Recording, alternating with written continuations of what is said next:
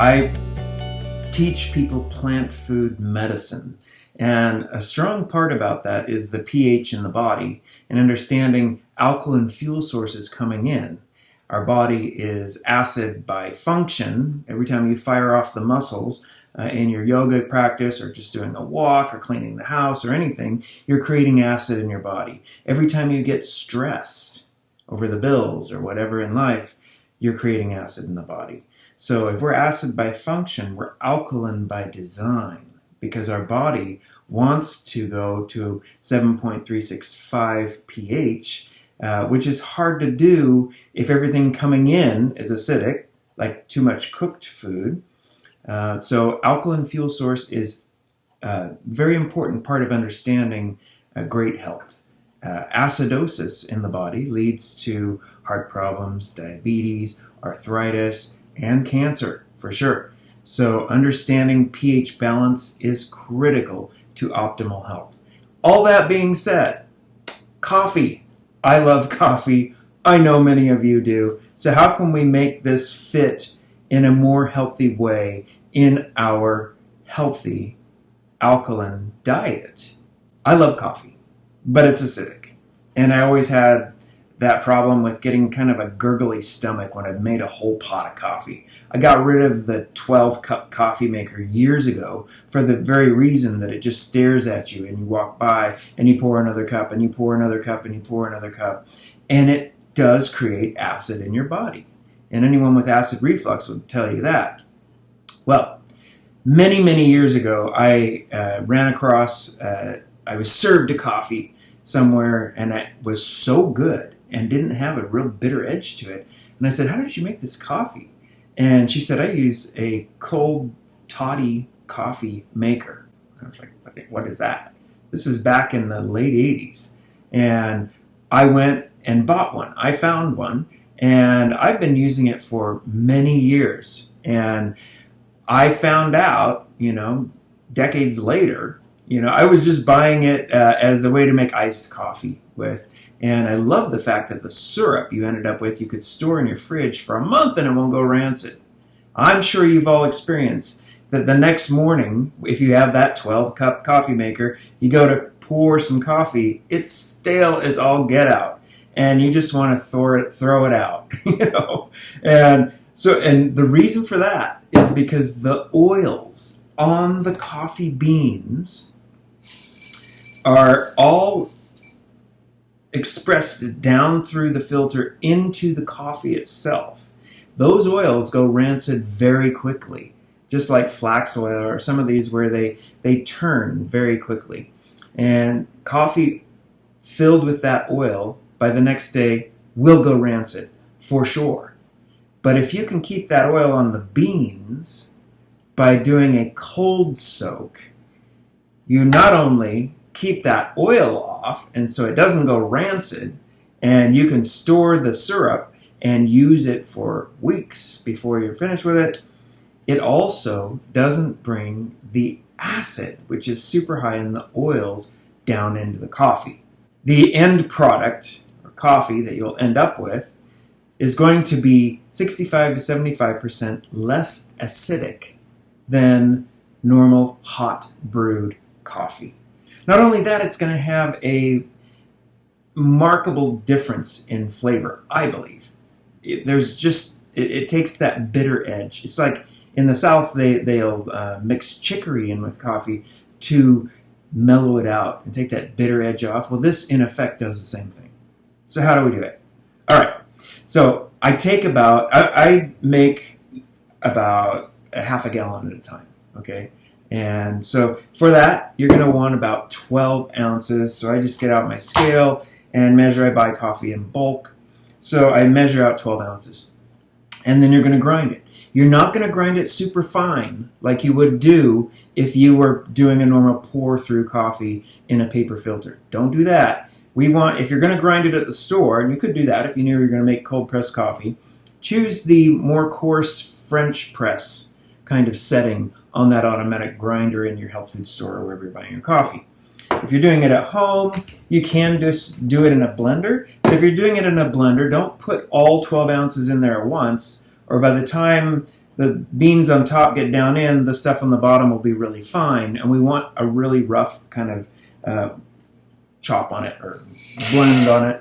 So I put in about 1 cup at a time, and I just bring it up.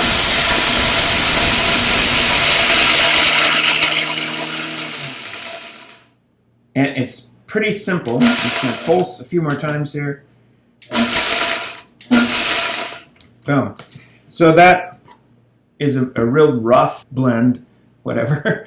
And that's ready for my next step here. Now, I have the Toddy Maker Kit. I really do like this, and I'll put a link below.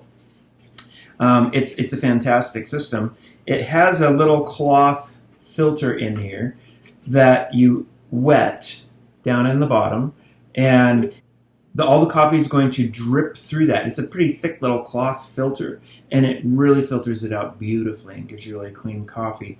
And after it's going to soak in here, there's a little cork in the bottom that you're going to hold it over your 2-quart jar, pull the cork out, and drop it on, and it'll just all end up in the jar. So, pretty easy. Before you can put the coffee in here, you need to wet that filter, because if the fine grinds from that coffee get down in there before it's wet, it makes it harder to filter it out later. You're just going to take your filtered water, put a little bit in there, put in your grounds.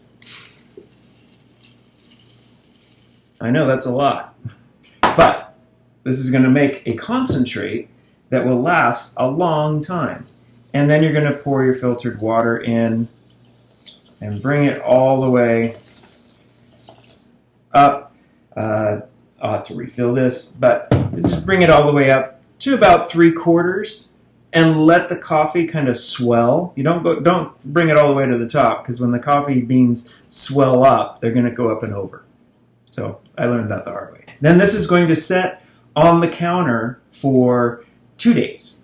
Some people would say just 12 hours. I like to go 24 hours. I like it to get really rich, a really rich syrup. And it's not going to go bad or anything because it's cold press. It's not like that hot coffee I mentioned that the oils in will go rancid by the next day. So don't worry about that. Just leave it at room temperature. You can put a little plate over it if you want, and just to protect it, and just set it on the back counter. And 2 days later, pull the cork, and you're going to drain it out. Here's what I have left in the fridge right now. This is how I make coffee. And so if I'm making an iced coffee, that's logical. But if I'm making hot coffee, I will just take this, pour it in my beautiful coffee mug, and then I just take my hot water. Now this is concentrated, so I'm getting a beautiful cup of hot coffee here with no acid, or very little acid. So it's much, much easier on my gut. So that's how I make my hot coffee with this. So good. So much more mellow and wonderful. I'm telling you, you'll get addicted to this if you try it. The beauty of it is that this, like I said, doesn't go rancid. You just have it in your fridge for up to a month. But the other beautiful thing you can do with it is make lattes, iced lattes. And so I also want to show you today, because I am the plant food kitchen. Of course, we're not going to use bovine mucus in our latte. So what are your alternatives? Many, many. A lot of people love oat milk because it will foam up and froth up if you are making a latte on a latte machine. I kind of agree. There's a creaminess in the background of oat milk that is great. Cashews always work fantastic as well. And if you want to make a vanilla latte and you're blending your own nut milk up, or even if you're using some store-bought from the store, you know, oat milk or whatever that you've purchased, make sure it's organic. I soaked these last night before I went to bed because I knew I was going to do this morning. It's just easier to blend them if you soak them ahead of time. You certainly can just give them a 30-minute soak, and that's fine. But they're easier to blend if you go overnight. So that's cashews. And by the way, I did drain off the soaking water when I got up this morning, and then I put some filtered water in on them to blend up with. Okay, the soaking water I always discard because a lot of times these are bought in bulk bins or whatever, and who knows what was on the nuts. So get rid of the soaking water, then put some filtered water on before you blend. Now, if you want them to be sweet, here's the way to do it without putting processed sugar in there. If you're making a milk that is going to be destined to be in a latte or being used as coffee creamer, and you want to have a sweet side to it, a medjool date, and you'll notice I opened it up and took the pit out. You always want to inspect your dates. Sometimes you could see black mold or insect seeds in dates, especially if they're organic, because they haven't sprayed them with something. So, but inspect them.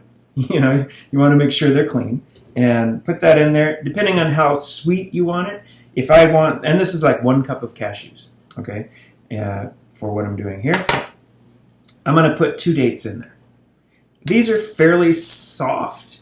If your dates are hard, if they've dried up, you've had them for a while, soak them in a little warm water before you put them in here. It'll make them easier to blend, okay? If you want it to be vanilla, your cream. On my day-to-day coffee, if I was going to put cream in, I'm not really a vanilla fan, but some people are, and that's fine. Go ahead and put in just a little bit of bourbon vanilla paste, or one of my favorites for doing this, for sure, medicine flower vanilla. And this is really, really tasty stuff. It's taken from the blossom, the orchid blossom that also grows the vanilla beans.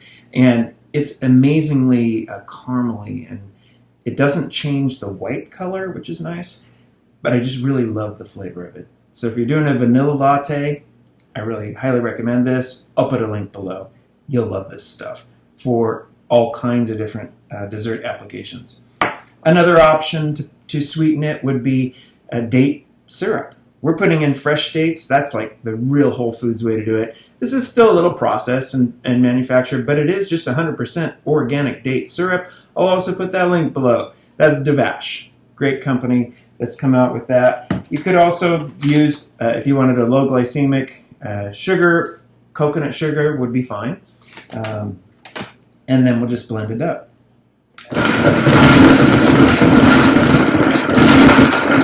It's going to bounce around a little bit because it's got those dates in there. But they work their way in pretty quickly.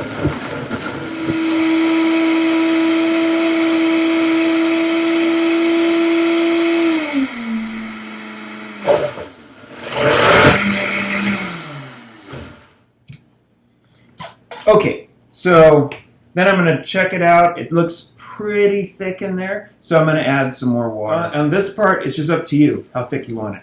So you're just going to have to look at it, blend it in a little bit, and get it to that state of thick half and half kind of creaminess that you would like.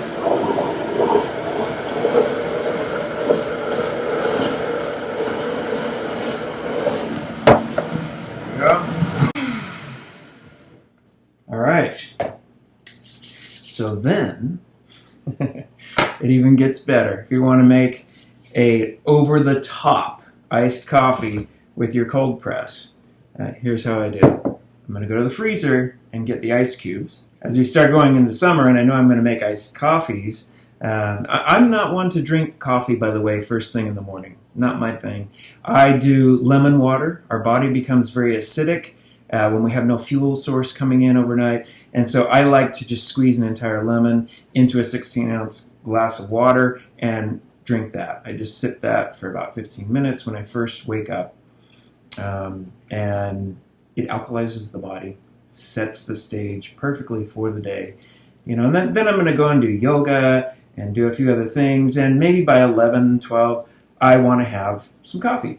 And I might make myself a delicious cup of hot coffee. Always in a hand-thrown mug, never in a commercial mug in my house. Or make an iced coffee.